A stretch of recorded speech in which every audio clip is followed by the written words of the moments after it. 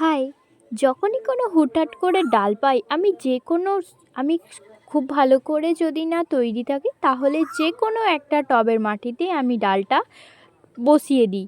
আর দেখো সেই রকমই এই একটা বাগান বিলাসের গাছ আমি বসিয়েছিলাম এই রজনীগন্ধা গাছটার মাটিটাতে, টবটার মধ্যেই আমি বসিয়ে দিয়েছিলাম, বেশ গাছটা হয়েও গেছে। এই গাছটা আমি আমার একটা খুব প্রিয় একটা বন্ধুকে গিফট করব। ওর নাকি বাগানবিলাস গাছ নেই, সেই জন্য আমি ভাবলাম আমার তো একটা চারাও রয়েছে, তাহলে সেটা ওকে আমি দেবো।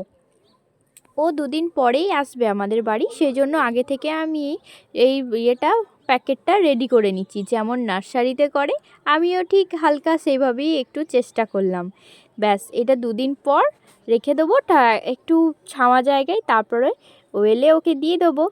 দেখো, দুদিন পর চলেও এসেছে, দিয়েও দিচ্ছি। ভিডিওটা ভালো লাগলে লাইক করো, টাটা।